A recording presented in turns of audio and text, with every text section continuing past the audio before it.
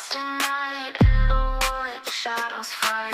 Arms take gold, can't take flight. Power's gone, nothing's right. Cauldron cold, no more fire. Potions fail, dreams expire. Spirits whisper, call me liar. In the dark, lost desire. Purchase cry, echo loud. Through the fog, through the shroud. Mystic force, once so proud, now just whispers in the crowd.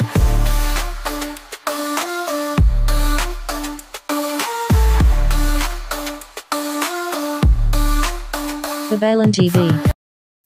Hello Taurus, welcome po sa inyong reading. So this is for February the 8th to February the 14th reading. Para po sa mga bago, don't forget to click the subscribe button, smash the like button, comment below kung kayo po ay nakaka-resonate, and hit the notification bell. Kung gusto niyo pong sumali sa ating live sessions, dun po yan sa ating kabilang channel, that is Babaylan TV. No? Kung gusto niyo rin po ng dalawang readings, meron din po doong February the 8th to February the 14th reading. Sa ibang readings po yun, no? Gusto ko lang pong linawin, hindi po ito late, no? Doon po sa mga newcomers natin. Meron na pong readings for February the 8th to February the 14th. This is just a bonus reading. Ayan. You might want to check the reading sa ating playlist.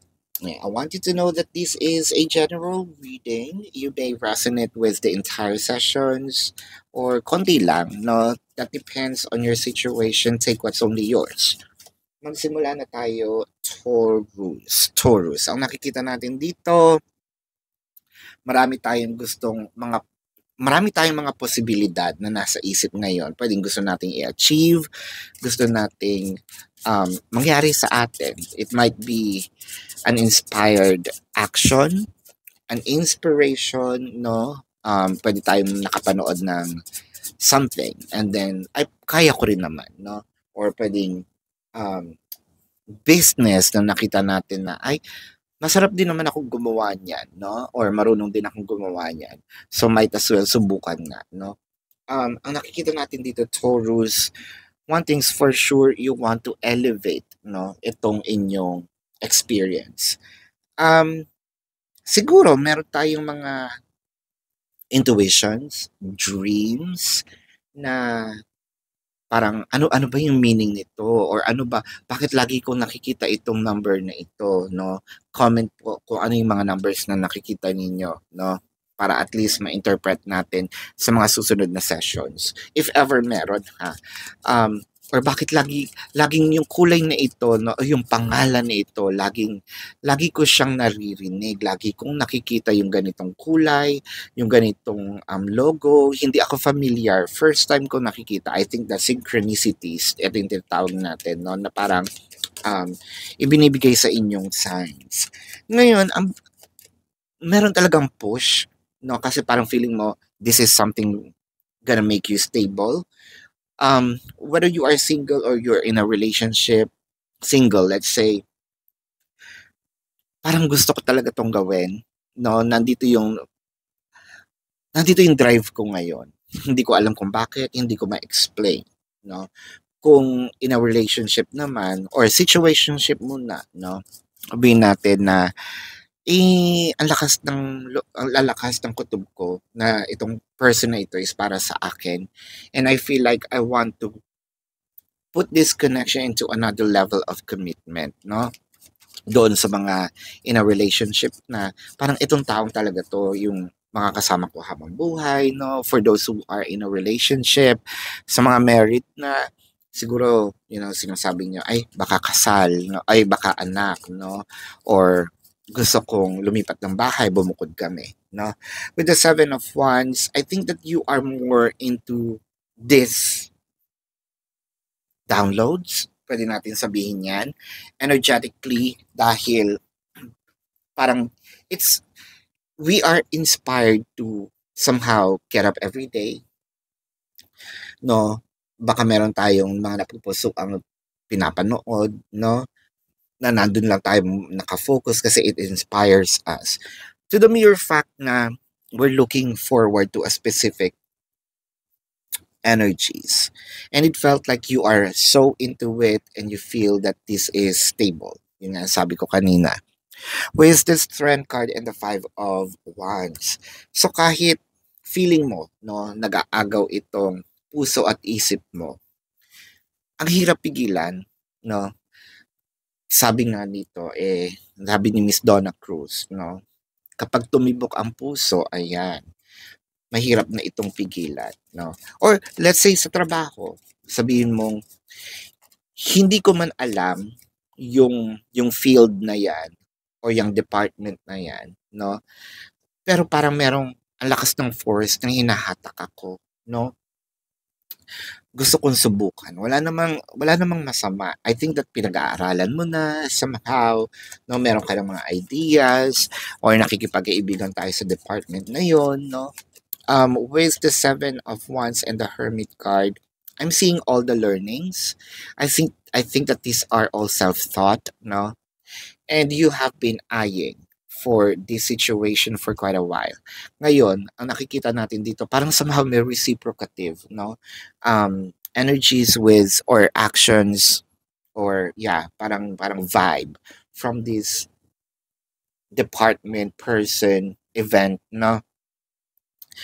Um, alam mong magiging parang doon ako mag-excel, doon ko maipapakita yung courage, yung creativities, no? Kapag kasama ko to, no, whether kahit sa isip lang, um, yung push ko baka pera din, no? Pera, I mean, we are being inspired by money to get a lot of money with the Princess of Cups. Parang nandun yung puso ko ngayon. So this is something that, again, pwedeng ngayon lang dumating o ngayon ka lang nagkaroon ng pagkakataon, bigyan ng pansin, no? Four of Wands and the Seven of Cups. Ngayon, madami ka ng choices na, let's say, tinitignan. No, kung dati pa isa-isa lang, ngayon, madami ng choices. Kumbaga you fell in love with a specific brand, sabihin natin, no? Let's say, Hermes, no? Na-curious ka, and sabi mo, ay, ang ganda naman nito. Ngayon, madami ka na rin somehow tinitignan ng mga bag na Hermes. It might be an inspired action. Wala ka pa sa ngayon, pero you've known a lot. So this is like 35, 40, no? This is crocodile leather, this is ostrich leather, this is something, no, lizard, what have you.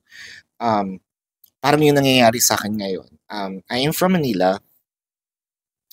There's something about Baguio. I keep on parang vibing the Baguio vibes. No, there's something about Baguio that I want to try. We're not from Baguio. Walang bala, as in, I've been there for vacations a few times. Pero there's a push in me na gusto kong tumira, no, doon. Wanted to try for, a short period of time, and probably pag talagang I feel like it, why not settle there, no? Ngayon, I've been checking other groups, no? Syempre, you cannot buy a property there for now. But what I am checking is yung mga, not really transient, it's more of yung mga max of 3 months, no? Condos, or it could be, apartments. So I've been checking, and somehow I'm navigating myself, no, doon sa map, the nearest, the furthest, the spots that I like, if that's a safe place. So I'm really curious about that. So parang ganun yung nangyayari. I've been curious, and now I think, hindi ko sinasabing sobrang dunong ko doon dahil hindi naman ako taga doon. At least somehow hindi mo ako maloloko kapag nandun ako, no? With the Nine of Swords and the Queen of Pentacles, you're stressed out because now this is the time that you are doubting yourself, no? So parang sinasabi mo dito, gustong-gusto kong mangyari ito, gustong-gusto kong gawin, kaya ko ba? Ang lakas ng tibok ng puso mo. And sometimes, these are nudges, no, from the universe that, yeah, you can do it, no? parang it pushes you. What's gonna happen here? It's either you're going to learn, which is positive, no, or you're going to fly, which is super positive, and you're going to succeed. So there's no need to balance with the Queen of Swords and the Five of Cups. So nanghihinayang tayo, or meron tayong siguro sinabi natin, baka this might be the age, no? There might be some age gap.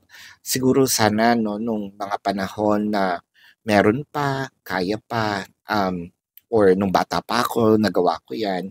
Or siguro lang, no? Meron ditong falling in love with someone that has, has an age gap. Ang kinakatakot naman dito is, anong sasabihin ng ibang tao kapag na-fall in love ako dito sa either pag matanda, or medyo may edad, sasabihin, ay, pumatol sa may edad, no, na pera ang habol. Pag pumatol naman sa bata, ay, cougar, o kaya ano, no, molester, ayan. So, madami din tayong mga tinitake, yung tinitignan, no, na mga situation. Kaya nga sabi natin, kung kaedad lang, or siguro nung medyo mas bata ako, nung hindi masyadong halata, no, siguro I tried when it comes to love. Meron din naman dito yung parang sana pala kung naging mature ako dati, no. Kung inipon ko lang yung mga pera ko na hindi ko ginastos kung saan-saan, siguro I have this money right now, probably not really splurging, or probably, retired na ako. These are all experiences na parang pwede naman ding ibalik, no? Maybe not the age, but the useful, some age is just a number. It's a cliche probably na naririnig nyo, pero that's something really in your heart with the High Priestess and the Four of Pentacles. Anong gagawin mo? Hindi ka nga makatulog dito, no? Anong gagawin mo? Kumbaga, you're weighing things. But I am seeing the justice. This is the foreseeable outcome. So which means, kayang gawin, mapupunan, kayang ma-experience dito sa 3D. You're not gonna fail. There may be some challenges, but this is still winning. With the 9 of Wands, kailangan mo lang buksan ang pintuan. Para, maglakad doon sa pangarap, no? Whether it is relationship, amount of money, places. Again, I'm not Taurus. I don't have Taurus placement in my chart, no? Pero gusto ko yung reading. Sana ito yung reading ko, no? Kasi nga I've been looking forward to a different to my great talaga. Parang ganun kalayo, no? Yeah, so let's check some more cards here. So ang sinasabi dito is successful, no? Wag matakot, just be confident, and yet try it, 'di ba? Gusto ko lang po ipaalala sa inyo, no, Taurus, na dun po sa ating Babaylan TV, nandun po ang ating live sessions, no. Pwede kayo magtanong doon. Kung hindi nyo po maabutan, pwede naman kayo magtanong dito sa comment section, as long as the question po is answerable by yes or no. Kung hindi kayo nakaka-resonate dito, baka nandun po ang inyong reading sa Babaylan TV, no. Kung hindi naman kayo masasatisfy sa yes or no na sagot, dumiretso na po kayo doon sa ating website, no. Sa website, nandun po siya sa description box, may link po dyan. Click the link, you will be routed to my website. Nandun po yung amount per question, the name, number, QR codes for your reference. I also created a 4 questions plus 1. Take advantage of it. And if you want to book a private reading, nandun din po siya, no? Tignan natin ang masasabi ng ibang cards. My beloved, I feel like inaantay ka nitong taong to, inaantay ka nitong event na ito. You're meant, you are destined, no? To experience, hold, probably pagkain ito na hindi mo pa natitikman, taste, touch, feel, hear, no? Itong an experience, this, you are aligned with this goal, no? Let's get some message from the universe. Don't place limits upon yourself. Baka kasi ikaw lang din naman itong nagbibigay ng limitasyon sa sarili mo, no? Baka kasi nag-overthink tayo. Baka kasi meron tayong mga bagay na ikaw lang naman yung nakakaisip, no? You are infinite being with unlimited potential. So, ibig sabihin, you're unlimited, kaya mong gawin kung ano yung naiisip. The mere fact na naisip mo nga yan, the mere fact na may possibility, no, na maging successful, and why not try it? You can have all and be anything you want. Don't hold yourself back or allow anyone else to. Kung hindi man ikaw ang nasarili mong challenge, no, or blockage for you to achieve this, baka nakikinig ka sa mga bulong-bulong, no, ng kung sino-sino. This is your life. Live your truths and remain heart-centered at all times. Gawin mo kung ano ang tinitibok ng iyong puso. Let's check the zodiac sign of your person. Now, these can be their sun sign or a placement in their chart. I'm seeing Taurus, Libra, Leo, Pisces, Sagittarius, Scorpio. Did I just said Taurus? Sa Virgo, Sagittarius, Cancer, Capricorn. Leo is very dominant in Virgo. So this is your reading. Love and light to you. Namaste. See you po sa susunod na readings. Goodbye. You want the best.